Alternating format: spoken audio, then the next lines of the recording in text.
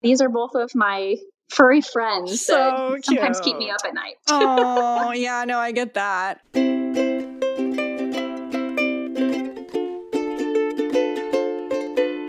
Welcome to Nerdlandia. Welcome to Nerdlandia, where we share all the silly stories about our pets. I'm your host, Emily Case Buskirk. Today, we're talking with Mackenzie, the director of Brave Animal Rescue.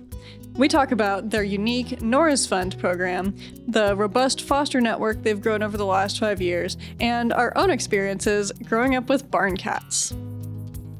Mackenzie, thank you so much for joining today. I can't wait to talk about Brave. Yes, thank you so much for having me. I'm super excited. Yeah, and Brave has a whole lot of different animals you rescue, because one time I reached out, I think it was in December, because you'd rescued a betta fish. I thought that was kind of bonkers. Yes, yeah, we get requests for pretty much everything, even if it's not within our scope. Brave mostly focuses on cats and dogs, Yeah. but yeah, we've been asked to take raccoons, we've been Oh my asked to take gosh. squirrels, betta fish, that list just keeps expanding. That is wild. In tangent, I did research everything that a betta fish needs, because it's such a common sounding pet, but it's they need a lot of stuff. They do. Yeah. So yeah, thankfully my co-director, Hannah, she was able to kind of figure out what to do with that there. Nice. So when was Brave established, and what made you choose that name? So we started back in 2020. So we think we're the best thing that came out of the pandemic. Nice. It was myself and two other folks. We have been in rescue for I would say about 10 years now. And we'd been at a couple other different rescues. Mm-hmm. We have seen, I guess, the run of the mill of things. And we kind of just thought maybe, we want to see if we can do something a little differently. Maybe we see some gaps. We wanted to kind of figure out if we could merge those two. And so when we were trying to come up with a name during the pandemic, obviously we had a lot of time, but we thought about oh my gosh, people in rescue in general are just brave humans. They have to have thick skin. They have to be able to work with so many different types of people. They have to see sometimes really awful things. Yeah. And so we kind of talked about just that we felt that people in rescue are super brave. And then on the opposite side of things, we think all the animals that come into rescue too are so brave for giving us their trust and, oh my gosh, yeah. Letting us take care of them and, go through the transitions. So we kind of thought it encompassed a little bit of both from the human side, but also from the animal side. I love that, because it does take so much to, just to stay open and to keep committing yourself to that. And I totally know what you mean on the pet side too. It's just so emotional. Yes, yeah, it definitely can be, but also so rewarding. Yes. I think that's the thing that obviously keeps us going, because if it was all negative, I don't know how people would stay. So definitely, we really, really, we take the hard times and we grieve with them, but then we really come back 10 times stronger when we see something that was really great that happened. And so we celebrate 10 times over on those. Oh, absolutely. So I didn't realize you all were coming up on your 5-year anniversary already. That's amazing. Congratulations. Yes. Yeah, it's been a wild ride. Mm-hmm. When we originally started, I made a business plan and I was like, all right, this is where we want to be. We want to start off in our first year. Maybe we can rescue 100 animals. It exploded really fast. With as many rescues as there are in our area in Lincoln and even in Omaha, it still doesn't even meet the need. And so it's been crazy because we've rescued over 1,000 animals to date. Wow. So that number just keeps expanding. Oh my gosh. That was one thing I was wondering about. And it isn't surprising in some ways, because I know that there's so much demand, but it's insane to think about. Yeah, it really is. I mean, I believed in what we had as Brave and, my two other co-founders and then Hannah, the other director, we really talked about okay, we're able to do this, but we want to balance. Our biggest thing is we don't want this to be so time consuming, because we're all volunteers. Our fosters are volunteers. We're volunteers. We work full-time jobs and have families. And so how do we make sure that it doesn't overtake us so we can continue for the long haul? And so we weren't ever planning to be this big, but it's been nice because we found the right people on our team that are able to be self-sufficient. Yeah, those are some really good points. You have to make it sustainable. You can't just like give all the time, because then eventually you're just going to kind of crash and then it can't keep going. So I think the most important thing is to make sure that you come up with a plan and a balance that ensures longevity. So, and then of course, the other thing is like, you can't just do it by yourself. You have to find the right people along with that. Yeah, 100%. I don't think I could do what we do without my co-partner, co-director, Hannah. Definitely. She is amazing, and we offset each other's like superpowers, if we want to call them that. And so I love my spreadsheets. I keep track of my spreadsheets, and Yes. she is social media guru. She is the financial guru. Like, she takes care of, like, we have our own duties that we do, and then she runs with it. I run with my side of things, and it's just great because half the time we like finish each other's sentences. I like think of the Frozen thing and I laugh at that, but it is for real. I'll call her and she's like, "Oh my God, I was just thinking about that." Amazing. Yeah, you're just right in step there. So take me back to the origin stories here. Were there any pets or any stories that you can think of that really kind of unlocked this, this superpower for you, like of being an animal lover and rescuer and just getting all of this going? I was trying to think of something like that. And I always grew up with pets. I, was on a farm for a while, so we had outside cats. I had an inside dog and an outside dog. So, like, I grew up having all of those things, but it was never like a huge passion of mine until after I graduated college. I decided that I was kind of bored and I was too poor to own my own animal. And so I'm like, you know what? I'll just foster, and got my roommates on board with it. Weirdly enough, that's how I got started. And then I just got super interested in it. And so I Yeah. asked a lot more questions and more questions. And soon enough, I was like, oh, all right, here we are. But I do have to say that once I got into rescue, there was one kitten that like is always in the forefront of my mind. And I have a kitten room. And there's a picture of Martha Mayhew. She unfortunately passed, and we didn't know what it was, but I always knew she was a little quirky. And I Yeah. kind of vowed to myself, like, I am going to continue to do this for all the Martha Mays out there that like maybe don't know if they have a fighting chance. I want to learn as much as I can so that I can save the next one that maybe comes into my care. And so it's really kind of the unfortunate driving forces of losing, kittens that bring me like, okay, that is going to be like my passion of like, I don't want this to happen again. I don't want this to keep happening. So how can we as a society do better? Oh, absolutely. And you mentioned living on a farm for a while, and I have so many farm cat memories and so many lovely farm cats in my own past. And I do think that there's some truth to like those cats that you kind of have to like work harder for, but those are the ones that stick with you the most, because to me, like we had just so many litters of kittens on that farm. And the one I remember the most is a litter that we had to bottle feed. And I don't even remember the circumstance of that because, it was just growing up. It was so long ago, but it's like that will always stick out to me the most. 100%. And there is like a special place for people who bottle feed because that takes dedication to do that every few hours, Yeah. and they're so fragile. So thank God, like, you were there to be able to help them and you gave them a shot. Right. Sorry, now I'm thinking of all of the. It brings up all the Oh memories, my gosh, doesn't I it? Like, know. you talk to Yeah. anyone about pets and like people's hearts just explode and they're like, oh my Yes. God, tell me everything. I know. What are the pets that you have right now?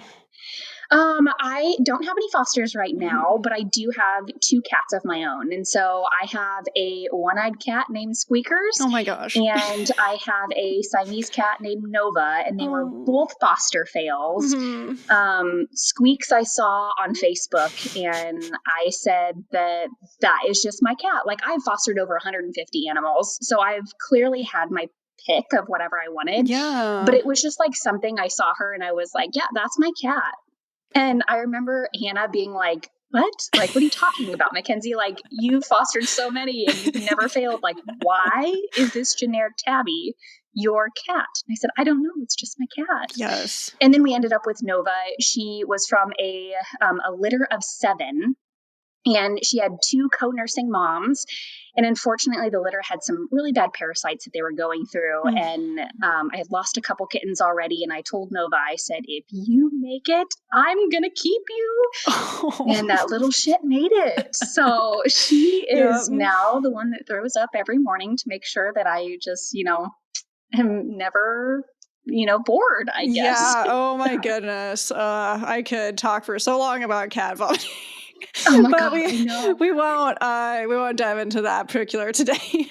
But yeah, there is just something about making that connection, because when I went to adopt my cat, which was back in 2014, so I've had her for a long time now, I'd kind of like started to look at cats at different shelters and like kind of, you try to interact and like see if there's a connection. And for whatever reason, I did just feel that instant connection with her, even though she was kind of in this like big cat enclosure with like other cats, and she was kind of like hanging back. But it was just like, I don't know how you explain that. It just works out like that. So. It does. And those are the stories that I love hearing, because I can connect with that. And, and before I'd ever adopted myself, I was kind of like, oh God, this is weird. Like, what about this cat screams we want it? And now I get it, because I'm like, okay, yeah, I see it. Always. I usually, though, I take in like big litters of kittens. So like at one time, like I had 11 cats just in my kitten room. Oh my gosh. Co-nursing and doing, I wouldn't suggest it. Like that was awful. It smelled so bad. But I take in a lot of those. And I used to have to travel for my job. So it was really hard to have a dog. Cats are so self-sufficient. Yeah. So totally. It makes it a little easier. Oh, I know. Well, and then for myself, Jared and I have a goal to get a dog someday and adopt a dog. And we want to do that so badly. But then we also know, how much care they require. And even like just being close enough, like, your house and your workplace that you can go and check in on them is a consideration too. So that's like been one of the major things that's held us back. It is going to happen someday.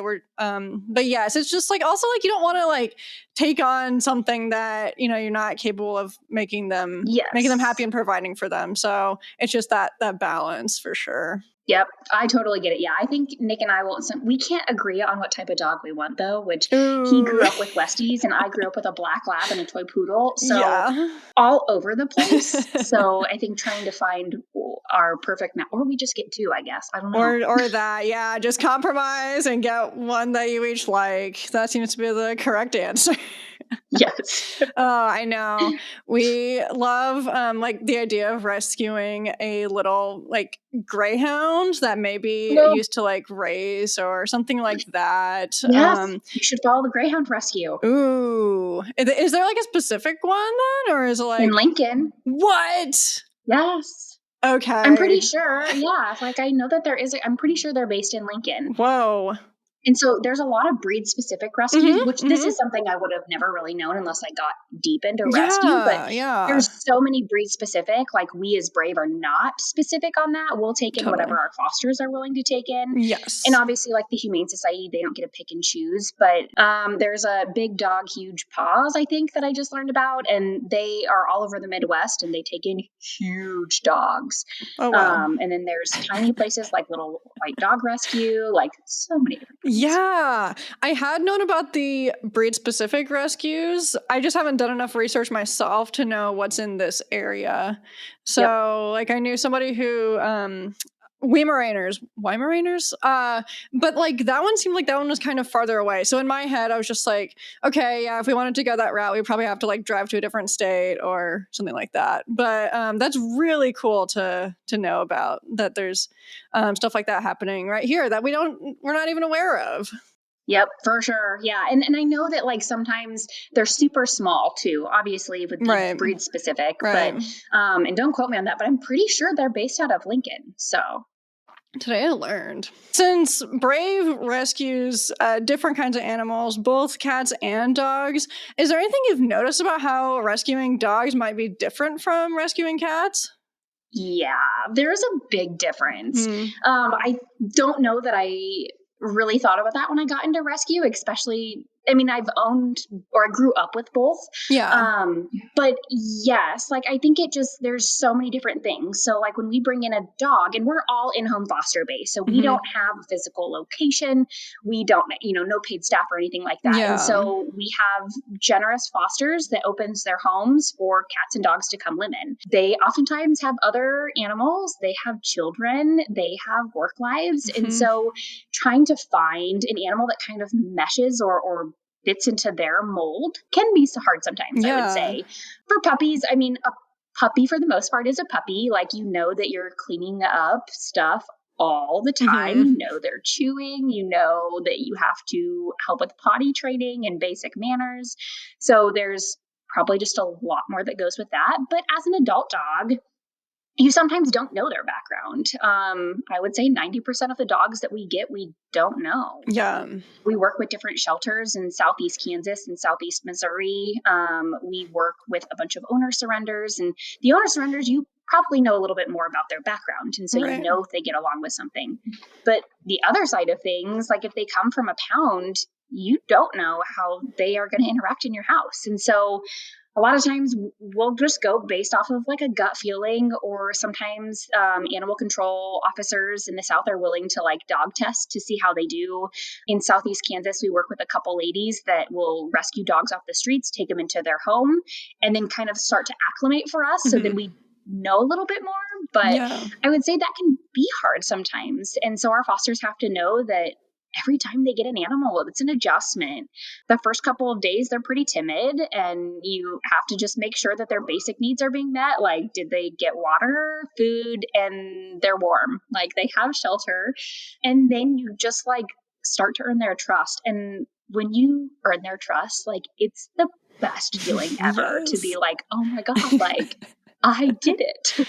And then the goal is goodbye. So the goal is to get adopted and find them a home that best fits kind of what that adopter is looking for and what that animal needs. And so dogs, definitely more work. I mean, cats, pretty self-sufficient. They can be in a room for a while, and as long as they're social, like, they're easy. Dogs, you got to let out, you got to make sure that they're getting proper exercise and all those type of things. So I would say definitely a little bit harder, but I would say I probably have a little bit more reward when it comes to adopting out dogs, for sure. That makes sense. It feels like there's so much different need. I mean, just even thinking about the fact that you have like these teeny tiny little dogs, and then the range all the way up to massive dogs. You have these different types of breeds that were made for different purposes. And now in, our daily lives, just trying to help them get that special enrichment is a consideration too. And then sometimes there's mixes, and then you have to kind of do a little detective work or whatever you want to call it, and try to figure out that right mix of care for them. So I could definitely see how that would be more challenging, but also more rewarding. Yes, we have a dog in our care right now, and he is very timid. He was very under-socialized.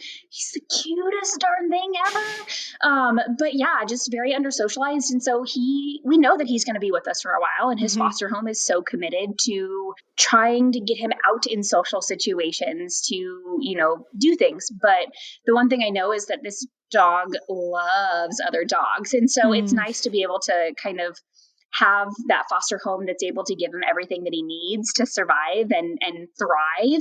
And then now we have to wait to find that happy ending for him, which, I mean, we are a no time limit place. So he could be with us for a couple months. He could be with us for a year. I mean, we don't know. I think our longest dog ever took us 9 months, but we did find a home for him, and he's thriving. I love to hear that. And to me, 9 months doesn't sound, I mean, for a foster, that would be a long time. But all things considered, and especially being really conscious and making sure that you're putting the dog with a family that everyone's going to thrive. I mean, I'd say that's pretty good. Yeah. Oh, absolutely. And when we had that longest stay, we had other applicants, but we determined, unfortunately, we didn't think that, it'd be a good fit. Sometimes when you have a 90-pound dog, an apartment is not the best place for a dog to thrive. We don't want to ever set up an adopter to fail. Yes. We have enough research to kind of back it. Like if we know this dog has a lot of high energy, an apartment is not going to be great. Exactly. No matter how much exercise you yourself maybe get. It's different for a dog. And so we try to really narrow down and maybe be a little bit more selective than most places would be, but we don't want the returns. Like we want to find that match. Try one if possible. Yeah, and I think that that's where the foster network system that you have set up really works well. You don't have necessarily a limited amount of space. You get to rely on this network and this community that you develop too. So I think that's like a really cool kind of success story, and it's really, really cool to see how that's worked out and how you've been able to refine that over the past 5 years too. Yeah, absolutely. Yeah, thanks. It's been a fun ride. I never knew that we could be this big, and because we have 30 different foster homes across the Lincoln area, and it's nice because sometimes more people will foster in the summer. We have a lot of teachers, which rightly so. They have more time, and then we've started to maybe find some people who are retired that maybe just want something to do, and I'm like, yes, I will find you animals. yeah, don't worry. Here you Yes, go. yeah, never a shortage there, unfortunately. Right. Well, and then another thing I wanted to point out about Brave that I thought was kind of unique is the Nora's Fund. So can you just explain a little bit more about how that works? Yes, Nora's Fund is very unique, I would say, especially within the rescue community. There's other couple funds like it, but we started Nora's Fund a couple years ago, and we noticed that there was a huge need in our community for people who just needed help paying for some vet bills. Yeah.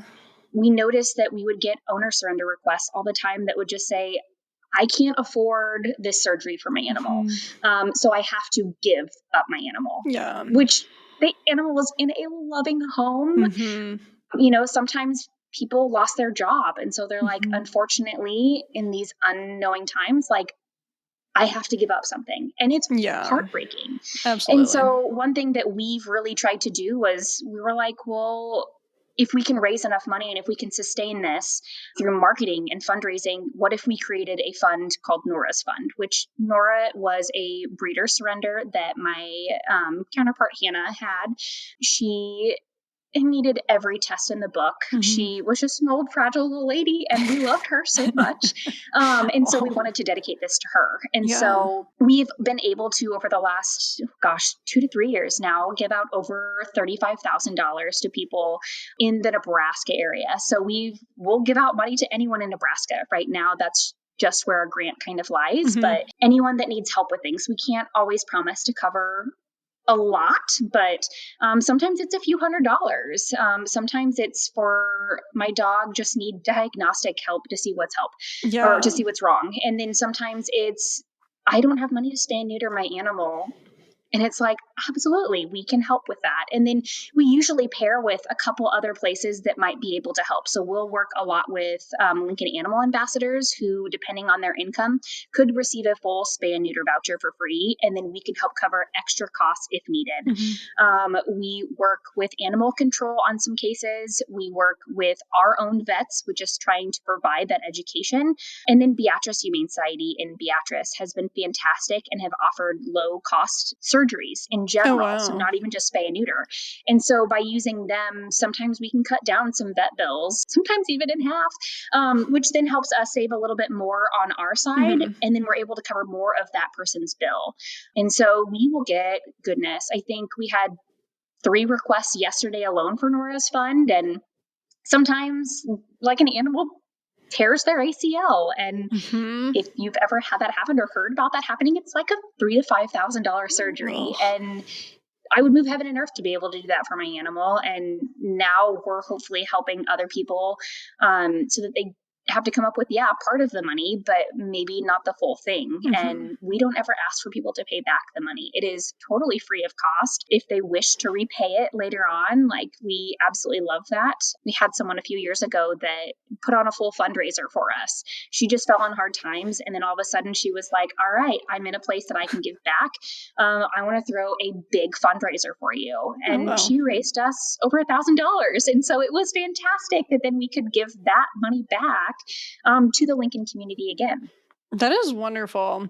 Yeah, I love firstly that it's addressing this issue of vet care because it's so important and it can feel really difficult and sometimes these things just come up out of nowhere. Yeah. It can all be so much. So it's amazing that you guys are providing that support. But then the other thing that I think is really cool is that it helps out with other things too. Like you said, where there's spay and neutering, or you're preventing a surrender from happening because they can pay for this procedure or this diagnostic care. So it's just really cool how that all ties in together and how that's working. That's a really cool idea. Yeah, they're so loved in their home, and it's the owner isn't looking to surrender. But sometimes you're placed in a hard position where you don't have a choice. But if you take away that barrier of like, what if we paid for it? They can keep their animal, and it's fantastic, or we can get them connected to different resources of like, here's the pet food bank. Like, this is where you can go and you can find either discounted or free food to, when you're having this hard time, like, let's get you back up your feet and let's take away that barrier. Yes. And so another thing I wanted to ask about, which we've sort of alluded to already in the conversation, is just that sort of art, sort of science of finding the best pet if you're an interested adopter. So do you have any tips for demystifying that process? I do, and it all starts with research. And so Yes. I highly suggest, if you are looking for your next furry best friend, think about your lifestyle and what are your core things, like what are you willing to give up, because you have to change your life a little bit for a cat or a dog. Like, that's just a new thing. But if you are a not active person, you probably don't want to get a Aussie dog or a herding dog that is going to need miles of running every day, unless you're like making a lifestyle change. But I'm going to tell you, first off, that's not going to, just fix it for you. So, really look at like what you like as a person. If you want a couch potato, don't get a puppy. Try to find, look at the breeds, look at the age of the animals.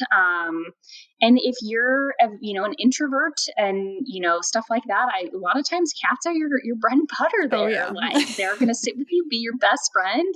Unless you find an antisocial one, which that can happen. And then look at like the bios. You can go out on like Pet Finder, Adopt a Pet, literally a Google search, and find so many different types of animals. We're at the point right now where it's going to be kitten season, and we'll have a bunch of puppies too. So you have a specific color in mind? Great. Most rescues will have it.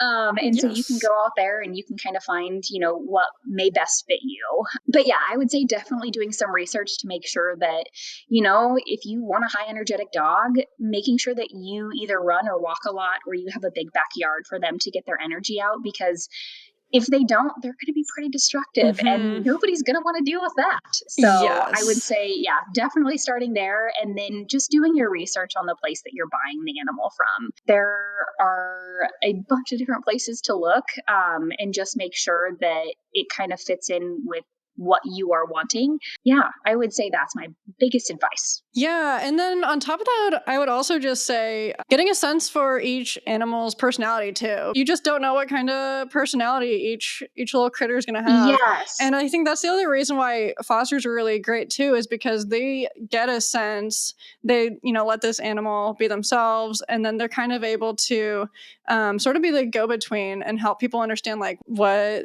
they're going to get into. Absolutely. And I always say too, like, whenever you do adopt a dog, especially with dogs, like, even if it does come from an in-home foster rescue, it's still a new place for them with new smells, new sounds. Like, it's a change.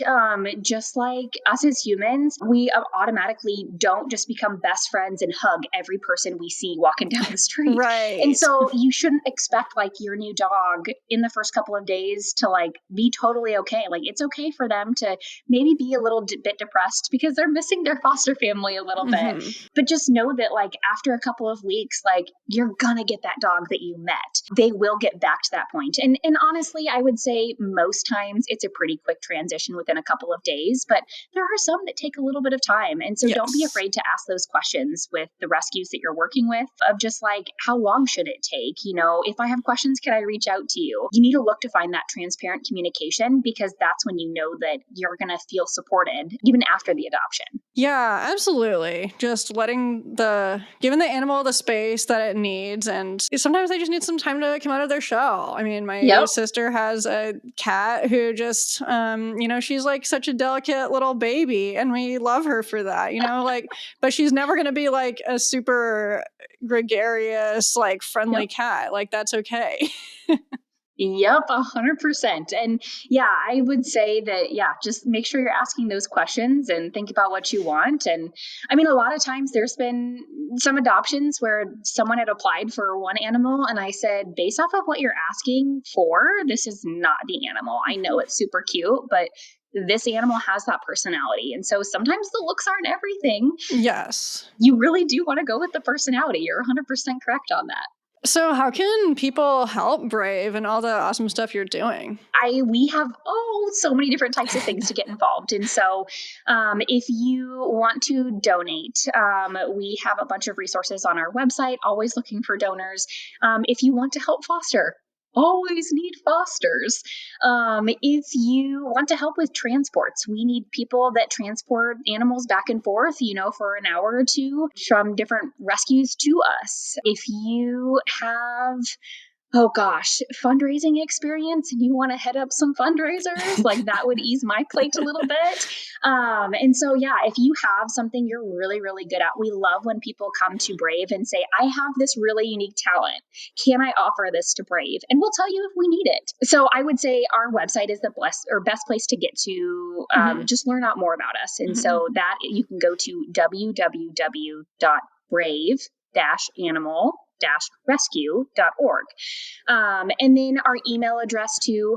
We don't have a physical location or a phone number, so email or our contact on our webpage is going to be the best place to reach out to see how you can support, or follow us along on all of our social medias. Share all of our posts, because who knows who is on your Facebook or Instagram page that may see their next furry friend. Exactly. You just never know when that spark is going to happen. So you might as well just share that cute picture of a dog, because at the very least, like, people just get to like look at a cute dog photo. So. I know. Right now we have 7 puppies that will be up for adoption here soon. And so if you need some puppy love, we just posted a couple of them yesterday. So we'd love to try to share them and get some interest out there. Oh my gosh. And then I just saw you guys have a really cute litter of kittens that you just took in too. They're so adorable. Yes, they were actually born in our care. What? So they were just born on Thursday, I think was. She came as a pregnant stray, and we get a message from the foster in the morning, I think I have kittens. And so it's like so fun to be like, oh my gosh, okay, let me take a guess for how many and what their colors are. Fun game. Oh my gosh, that's so fun. And also, I know how much kitten season can be, so I'm sure you're geared up for the chaos. Yes, for sure. Is there anything else you would like to discuss? I don't think so. I mean, other than we did also start a trap, neuter, return program for Brave, which it's TNR.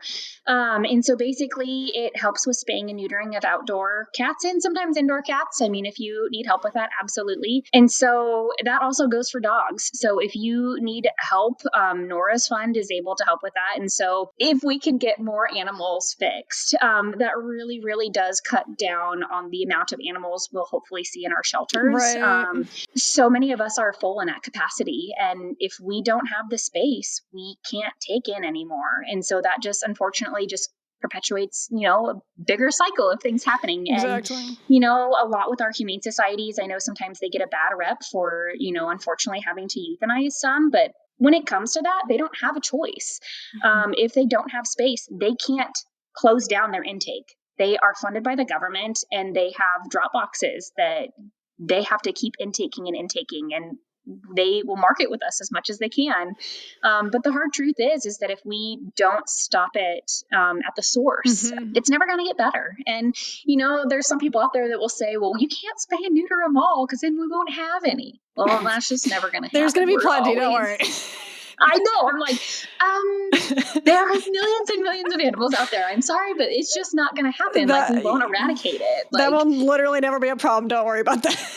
yeah. And so it's just one of those things that, like, if you need help with anything from that standpoint, like, don't ever hesitate to reach out. If it's something that we can't help out with, we'll try to point you in right resources to find the help that you need. Yeah. And it's great to know that there's so many different ways that people can help out too. Whether that's money or helping to just drive a pet somewhere or Yes. just so many like random different things. Sometimes you don't think about all the different ways, but yeah, there are. And if you're looking to trap, neuter, and return some animals, we can teach you that process. And on a Saturday morning, you can get out there and you can be boots on the ground. Okay, that does sound kind of amazing. Yeah, it is. It's so fun. And a couple of the ladies that help with that are fantastic teachers. And even just to have, like, if you do it once, but then like you just learn more about it, like that is still animals saved. Exactly. With that, we're heading into the current favorite segment. This is the recurring ending segment of Nerdlandia, where we just get to gush about our favorite things in the moment. What's your favorite thing? So right now I'm really big into sourdough. Amazing. I know that it's a big fad, but I love it. And fad for a reason. Yes, it was one of those things that my sister had a sourdough starter, and I'm like, oh, that seems pretty cool. Good for you. My husband is like, I could maybe get on board with that. And I was like, yeah, I don't have time for that. Well, then it shows up on my doorstep, and now I have to like baby this sourdough and make sure it doesn't die. And so, yeah, that's been one thing I've been doing for the last couple of months, and I must have like a pretty sturdy sourdough. Nice Squeaks. Oh my goodness. Squeaks is coming to say hello. Oh, hey buddy. So this is my one-eyed cat. Oh, I love you. You're so yes, cute. She watched me bake quite a bit. And so yes, I have done sourdough Pop-Tarts, sourdough bread, sourdough Cheez-Its, sourdough dinner rolls. Oh my gosh. Like pizza crust, like you can be kind of, I don't know. I didn't know you could put sourdough in so many things, but it's been super fun. And it's been a great way to not have to, I guess, read the back of labels and then feel really bad about what you're buying from the stores. So that's been a good perk of the sourdough stuff. I love that. And I love that I get to see both of your cats. Oh, yes. Yeah. Nova decided to come up too. So she must have heard Squeaks and decided that she wanted to be on. So yeah, these are both of my furry friends that sometimes keep me up at night. Oh, yeah, no, I get that. My cat always likes to hide under the bed when I'm doing recordings, which is, I mean, I'm like, she's not interrupting me. Yeah, my boring cat owner update is that I finally got one of those like robot feeders for her, and she's like finally like adjusting to it, and it's been really, really awesome. But she's like a medium hair, and now she's like shedding a bunch and then like licking that, and so now we have like hairballs everywhere. Yeah, trying to fix the vomiting problem, and I felt like I was making progress, and then shedding season happened. I know. And like, as much as you brush a cat, like, oh yeah, ours is the same thing. And Nova will always find like the one place she shouldn't throw up to throw up. I'm like, on the hardwood floor, please, like, make it easy. No, I'm going to find this one spot on the carpet. Great. Thank you. I know. Yeah. I brush her like literally every single day. I'm glad she likes it. I give her lots of compliments and dental treats. So we have a positive association. But yeah, still just licks herself a lot and still tries to inhale her food, even when I try to like eliminate this as much as possible for her. But cats are gonna cat. Yeah, cats will cat. Well, I loved that you have a food related update, because mine is also food related. My friends and I are doing this thing called Cookbook Club now. It's kind of like book club, but with cookbooks.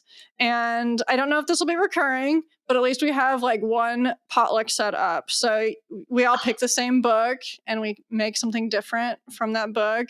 And then we're all going to have a lovely meal together. And I can't wait for this. It's going to be awesome. What a fun time to like make it like all about friends and food, because Yes. who does not like to just like gorge out and like try to eat new types of things to figure Totally. out, okay, is it worth going through this recipe to see if I want to recreate this? Oh my God, I love it. I know. It's been so much fun.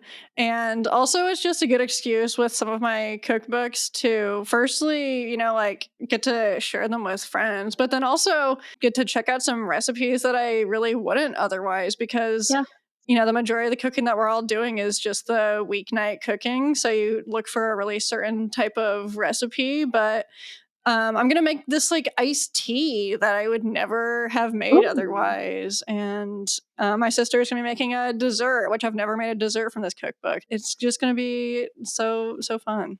I love that. I think that that's a positive way to do things. And then just, you don't have to go out and spend a lot of money, but yet you can try Yes. something new.